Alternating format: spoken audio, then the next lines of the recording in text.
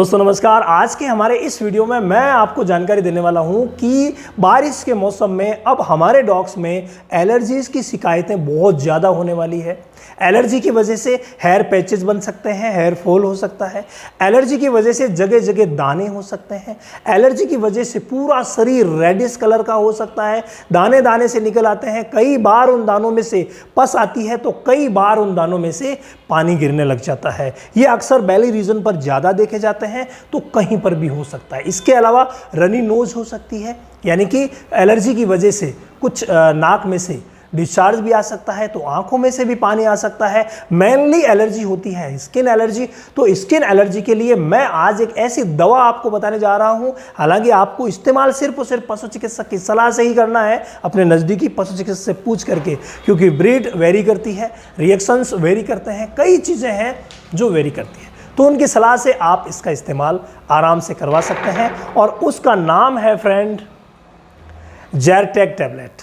जी हाँ, ये जो ज़ायरटेक टैबलेट, इसके नाम को आप बारीकी से देख लीजिए। ज़ायरटेक कई प्रकार की आती है। ज़ायरटेक डी जो कि डॉग्स में यूज़ नहीं की जाती है, ज़ायरटेक प्लेन जो है वही यूज़ की जाती है। ये दो प्रकार की टैबलेट मार्केट में मिलती है। 5 mg की भी आती है, तो 10 mg की भी आती है। तो 5 mg और 10 mg में, जैसे मेरे यहाँ पर आप देख रहे हैं, तो ये 10 mg की टैबलेट आती है। एंटी हिस्टामिनिक लिखा हुआ है साफ, है ना, एंटी हिस्टामाइन है ये। एंटी हिस्टामाइन का मतलब होता है कि जब भी कोई एलर्जी होती है तो उस समय शरीर में से हिस्टामिन निकलता है, और उसी की वजह से स्किन की, आँखों की, नोज़ की ये कंडीशन होती है। तो उसी हिस्टामिन को रोकने के लिए हम एंटी एलर्जिक या एंटी हिस्टामिनिक मेडिसिन यूज़ करते हैं, और उसी के अंतर्गत ये आती है। तो स्किन रिलेटेड प्रॉब्लम्स या जो मैंने अभी आपको प्रॉब्लम्स बताई, उनमें बारिश के मौसम में विशेष होने वाली है, तो आप इसका इस्तेमाल करवा सकते हैं। तो 10 mg की टैबलेट जो होती है वो 20 से लेकर के और 40 kg तक के डॉग्स के लिए एनफ होती है। इसके अगर डोज की बात करें, डोज भी अलग अलग कंडीशन में अलग अलग होती है, तो आप अपने नज़दीकी पशु चिकित्सक की सलाह से लीजिएगा।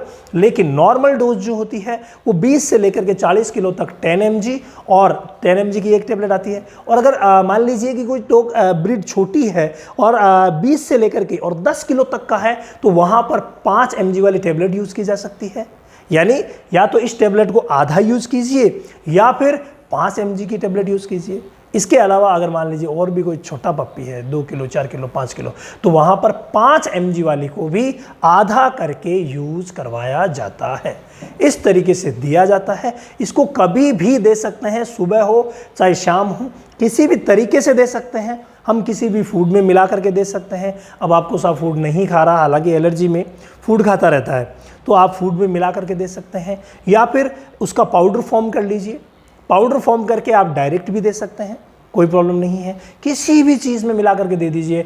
ऐसा कुछ नहीं तो फिर ड्रॉपर घोलिए और ड्रॉपर की मदद से आराम से पिला दीजिए, कोई प्रॉब्लम नहीं रहने वाली है।